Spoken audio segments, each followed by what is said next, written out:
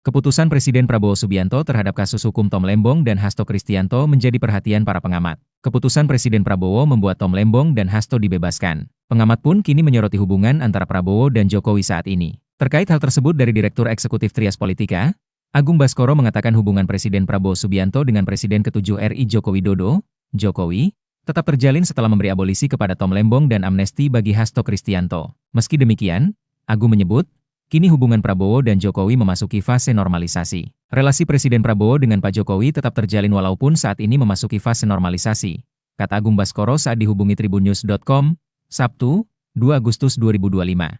Kondisi tersebut terjadi karena Prabowo harus menyeimbangkan peran dan pengaruhnya ke semua poros kekuasaan lain. Karena Presiden Prabowo mesti menyeimbangkan peran dan pengaruhnya ke semua poros-poros kekuasaan lain, jelasnya. Di sisi lain, katanya, hubungan Prabowo dan Jokowi yang demikian tentu akan membuat ayah dari Wakil Presiden Gibran Rakabuming tersebut beradaptasi dengan posisinya saat ini yang tak lagi menjabat sebagai kepala negara. Sehingga Pak Jokowi menjadi niscaya beradaptasi dengan posisinya yang tak lagi menjadi presiden.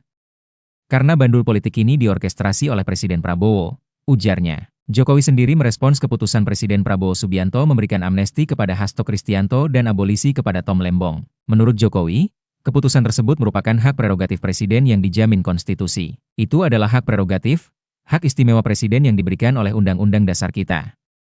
Dan kita harus menghormatinya, ujar Jokowi kepada wartawan pada Jumat, 1 Agustus 2025.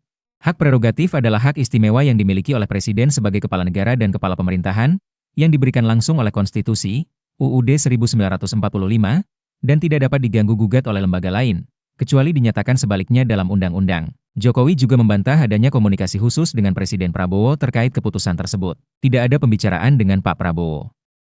Pembicaraan saya kemarin hanya soal PSI, tegasnya. Meski demikian, Jokowi memahami bahwa setiap keputusan Presiden, seperti pemberian amnesti dan abolisi, tentu dilandasi berbagai pertimbangan. Saya kira, setelah melalui pertimbangan hukum, sosial, dan politik, semuanya pasti sudah dihitung. Pemerintah pasti punya alasan dalam mengambil kebijakan seperti ini, jelas Jokowi.